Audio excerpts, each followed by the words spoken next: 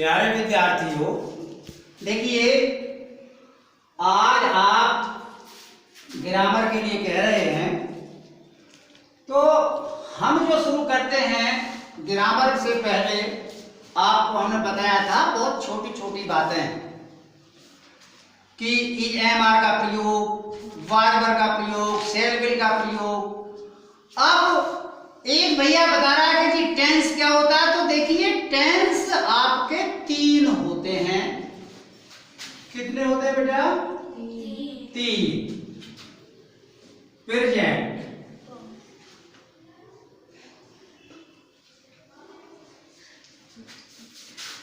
और पास्ट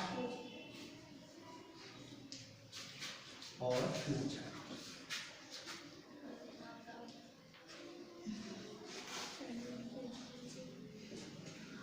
तो देखिए प्रेजेंट, पास्ट, फ्यूचर, टेंस तीन ही होते हैं आपके। आप प्रेजेंट किसको कहते हैं? वर्तमान समय में, वर्तमान को कहते हैं बेटा हिंदी में वर्तमान। और इसको बोलते हैं भूतकाल, जो बीत चुका होता है, और इसको बोलते हैं भविष्यकाल।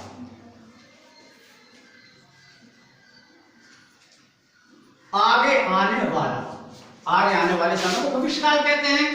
तो देखिए एक मोटी सी पहचान आप अभी शुरू में अटेंड करें तो मैं आपको बता रहा हूं, प्रेजेंट की पहचान है हूं, हो। पास्ट की है था, थी, थे, और फ्यूचर की है गा, गी, गे। इसमें इज एम आर का प्रयोग होता है, यहां पर आपका वाज और वर का प्रयोग होता है, और यहां पर आपका शैल और विल का प्रयोग होता है। अब इनमें प्रत्येक के चार हिस्से होते हैं, वही हिस्से होते हैं। क्या होता है प्रेजेंट में? नंबर एक इंडेफिनिट,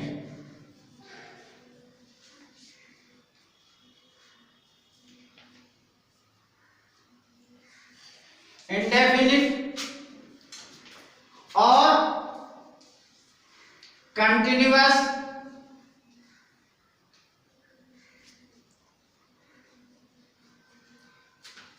परफेक्ट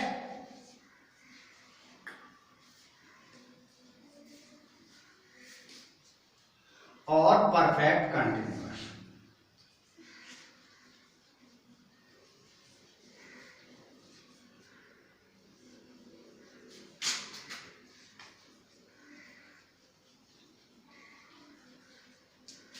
ठीक है बेटा, स्पेलिंग देख लेना, कोई गड़बड़ी ना हो। इंडेफिनिट, अब सबके यही हिस्से होते हैं, यही भाग होते हैं। प्रेजेंट के प्रेजेंट लगा दो इससे पहले, present indefinite, present continuous, present perfect, present perfect continuous. इससे पहले पास्ट लगा दो, पास्ट के भी यही होते हैं, past indefinite, past continuous, past perfect, past perfect continuous. और फ्यूचर के भी यही होते हैं, future indefinite, future continuous, future perfect, future perfect continuous. अब आप जब इज एम आर का प्रयोग सीख चुके, हैज हैव का प्रयोग सीख चुके, और शुरू में हमने बता दिया कि जब वोवेल से शुरू होता है वाक्य तो एक के स्थान पर एन लगाते हैं, वो भी सीख चुके। तो अब यहां पर आप इंडेफिनिट पर जब आते हैं, तो आज हम केवल आपको एक इंडेफिनिट के बारे में बताते हैं, फिर सबके बारे में विस्तार से एक एक करके बताएंगे। चूंकि अभी शुरुआत है, आप बिल्कुल इसको सही ढंग से समझ करके चलिएगा, भक्ति नहीं है कुछ भी कि जी जल्दी जल्दी बताइए। तो देखिए इंडेफिनिट के अंदर अभी तो आपने केवल पढ़ा था कि भाई इज एम आर का प्रयोग। अब जब इंडेफिनिट आ जाता है तो सबसे पहले इसकी पहचान क्या होती है? तो सबसे पहले पहचान होती है बेटा इसकी, जिन हिंदी वाक्यों के अंत में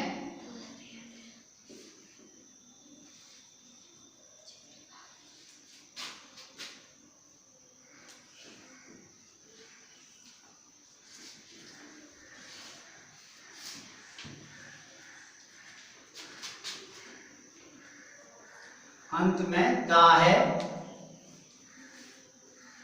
ती है, ते है।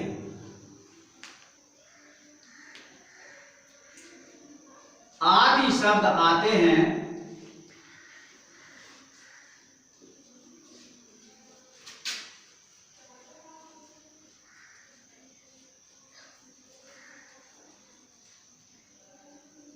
उसे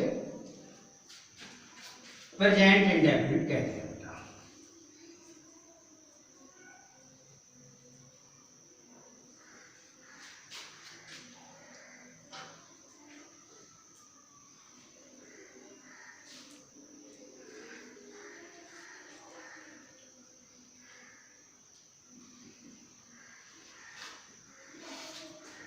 प्रेजेंट इंडेफिनिट टेंस कहते हैं, ठीक है।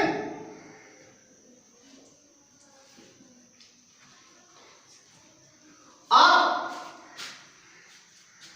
कैसे पहचान करेंगे भाई ये इंडेफिनिट है प्रेजेंट में? तो मैंने बताया ता है, ती है, ते हैं आदि शब्द आते हैं। वह खाता है, वह सोता है, वह जाता है, वे पढ़ते हैं, वे लिखते हैं, वे रोते हैं, वे हंसते हैं, वो खाना खाता है, वो अखबार पढ़ता है, वो इंग्लिश पढ़ता है। तो जिसमें भी इस प्रकार से ता है, ती है शब्द आ जाते हैं उसे हम प्रेजेंट इंडेफिनिट कहते हैं। सबसे पहले इसकी पहचान आपको आनी चाहिए। और अब इसका नियम क्या है? जब आपने पहचान कर ली इसकी, तो इसका नियम क्या है बनाने का? तो देखिए मैं आपको बहुत सूक्ष्म में छोटी सी बात बताता हूं आज, आप इसको याद रखेंगे, एक एक को क्लियर करके चलेंगे हम।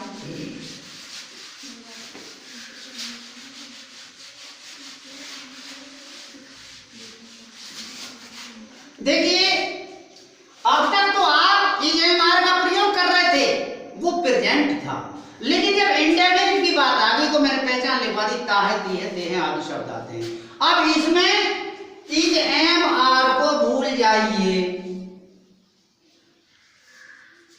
इनको भूल जाइए, इनका प्रयोग नहीं होगा।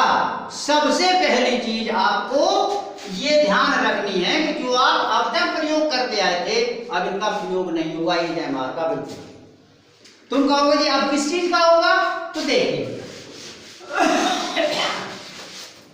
सबसे पहले आप एक वचनकर्ता के साथ मुख्य क्रिया क्या होती है, मेन वर्ब क्या होता है, मैं आपको एक हिंदी की भाषा में बताता हूं, जिसे पूरा एग्जाम्पल कहते हैं ना वाली क्रिया, जिसमें ना हो। खाता है खाना, पीता है पीना, रोता है रोना, हंसता है हंसना, यानी कि ना शब्द आ जाएगा। तो वहां पर हम एक वचनकर्ता के साथ उस मुख्य क्रिया में एस या ई एस लगा देते हैं। क्या लगा देते हैं मुख्य क्रिया में? एस या ई एस, यानी मेन वर्ब में। ठीक है बेटा, या तो एस लगा देंगे या ई एस लगा देंगे। ठीक है, इस प्रकार से। अब यहीं पर मैं एक बात आपको और क्लियर करके चलता हूं, ये हमारी मर्जी नहीं है कि एस लगा दिया या ई एस लगा दे मास्टर जी, नहीं। इसमें भी एक पाबंदी है, किताब वाले ने लिखा नहीं है। तो यहां पर आप कुछ शब्द याद कर लीजिए, ओ या डबल ओ आ जाए, ठीक है बेटा, एस एच आ जाए, सी एच आ जाए, और एक दो अक्षर आपका ऐसा होगा, तो इन शब्दों के बाद आप लगाएंगे ई एस। क्या लगाएंगे बेटा? ई एस, और बाकी सब के साथ एस लगाएंगे। क्या लगाएंगे? एस। तो ये आपकी भ्रांति दूर हो गई है, ओ आ जाए, डबल ओ आ जाए, एस एच आ जाए, सी एच आ जाए, तो ये 5-6 शब्द हैं, इनके बाद आपको ई एस लगाना है और बाकी सब में एस लगाना है। किताब वाले ने वो लिखा नहीं है, तो आप ध्यान रखिए। ये नहीं इसमें तो लिख दिया कि एस या एस लगा देंगे, लेकिन आपकी मर्जी नहीं है कहाँ एस लगाएं कहाँ एस लगाएंगे। और बहुवचनकर्ता के साथ आप इस एस या एस को भी नहीं लगाएंगे। बहुवचनकर्ता के साथ आप एस या एस को भी नहीं लगाएंगे और ईजेमार का प्रयोग भी नहीं करेंगे। भाई वे खेलते हैं तो आप क्या बनाएंगे? वे खेलते हैं,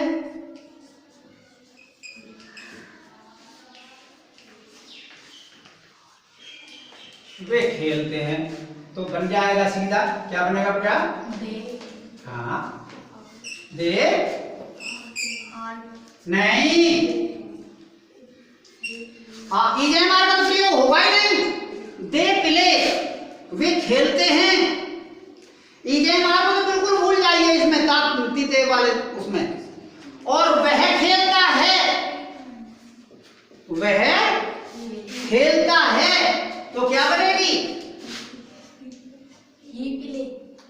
है? वह खेलता है, एक वचन। हाँ शाबाश, ही प्लेस।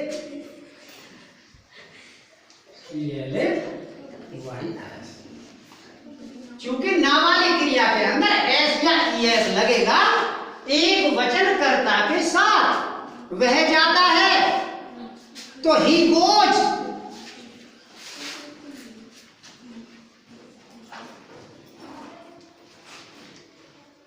वह जाता है आपका बनेगा ही गोज, GOES। यहां पर देखो ES आ गया।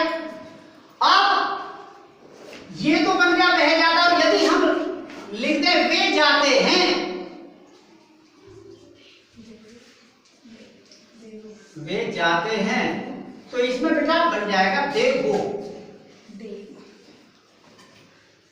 और क्या देखो, इज एम आर तो प्रयोग होना ही नहीं है। और एक वचनकर्ता के साथ आपको एस कहां लगाना है, ES कहां लगाना है, ये मैंने बता दिया। बहुवचनकर्ता के साथ कुछ भी नहीं लगाना है आपको एस या ES, और इज एम आर का प्रयोग नहीं होगा। ये बात आपको रटनी है सबसे पहले। और इसके बाद यही ग्रामर समाप्त हो जाती है। इस इंडेफिनिट में भी आपके फिर 4 हिस्से होते हैं, अफर्मेटिव, नेगेटिव, इंटेरोगेटिव और इंटेरोगेटिव नेगेटिव, सबके यही होते हैं। ग्रामर तो यही समाप्त हो जाती है, लेकिन हम आज समाप्त नहीं कर रहे हैं। हम आपको एक एक क्रिया लेके चलेंगे। आज हमने आपको शुरुआत की है 6ठी कक्षा में, आपने अभी तक ईजेमार के बनाए हैं, तो अब हम थोड़ा सा आगे लेके चल रहे हैं। तो सबसे पहले आप ये सारा देखिएगा, केवल इसी को कर लीजिएगा। नेगेटिव बताएंगे, उसमें डू नॉट और डज नॉट का प्रयोग होता है। बाकी इसमें नियम वही हैं आपकी क्रिया के। भाई यहाँ टू डज पहले आ जाएगा इंटरोगेटिव में। तो मैं आपको एक एक चीज लेके चलता हूँ। पहले ये बताइए, आपको इतनी बात समझ में आ रही है कि नहीं? इतनी बात समझ में आ रही है? तो ये 6ठी कक्षा है। 6ठी कक्षा में आप जब इसमें टेंस लेकर चले हैं, अभी तक आपने ईजेमार पढ़ा है। अब हम आपको एक एक टेंस के बारे में सारी चीजें लेके चलेंगे। तो आज प्रेजेंट इंडेफिनिट के बारे में केवल अफर्मेटिव सेंटेंस हम लेके चले हैं, जिसमें किसी चीज में प्रश्न नहीं पूछा जाता, किसी चीज में मनाही नहीं की जाती, कोई लगातार कार्य नहीं होता, आईएनजी प्रयोग नहीं हो रहा, कोई कार्य पूर्ण नहीं होता। वे खेलते हैं, खेलते हैं, कब तक खेलते हैं पता नहीं है। वह खेलता है, वो एक ही बात है, वह जाता है, जाता है, पता नहीं कब तक जाता है, जाता है नहीं जाता है, कब रुकता है कब नहीं, तो स्पष्ट नहीं है। तो ये हो गया इंडेफिनिट। इंडेफिनिट है, डेफिनिट नहीं मामला इंडेफिनिट में। तो केवल आपको आज इतनी बात याद रखनी है कि पहचान, जिन हिंदी वाक्यों के अंत में ता है, ती है, ते है आदि शब्द आते हैं, वो प्रेजेंट इंडेफिनिट का होता है। और इसमें इज एम आर का प्रयोग बिल्कुल नहीं करेंगे। और एक वचनकर्ता के साथ मुख्य क्रिया में जो मैंने ना वाली बताई, तो इसमें एस या ईएस जोड़ेंगे। एस कहां जोड़ेंगे, ईएस कहां जोड़ेंगे, ये मैंने बता दिया। और बहुवचनकर्ता में कोई भी एस या ईएस नहीं जोड़ेंगे और इज एम आर का प्रयोग नहीं होगा। तो आज आप ये किताब पढ़ के आएंगे और इसके बाद आप जो होशियार बालक है वो आगे बढ़ के आता है, पढ़ के आइए। नेगेटिव में क्या है, इंटेरोगेटिव में क्या है, इंटेरोगेटिव नेगेटिव में क्या है, फिर मैं यहाँ आपको एक एक चीज बताऊंगा, तो जो आप किताब पढ़ के आए हैं घर पे, यहाँ पर आकर के आपको ज्यादा समझ में आ जाएगा। आज मैंने थोड़ी सी इंडेफिनिट के बारे में बातचीत आपसे की है, हम एक एक चीज क्लियर करके चलेंगे, तो आज आप घर पर पढ़ के आएंगे। आज हम यही पढ़ाई समाप्त करते हैं। आपको कैसी पढ़ाई लग रही है, और कोई बताइए, समझाइए। पढ़ाई एक ऐसा धन है जो खर्च करने पर बढ़ता है, जितना आप जिसको बताएंगे उतना बढ़ेगा। कोई कहे जी मैं तो जानता ही नहीं, तो पूछो, पूछने से बताएगा कोई। तुम जब किसी को बताओगे, गलत बताओगे, तो वो सही बता देगा। मैं आज आपको यही छोटी सी बातें बता रहा हूं, कल आप पूर्ण रूप से तैयार हो आइए, इसके आगे बढ़ेंगे। इसी के साथ जय हिंद, जय भारत।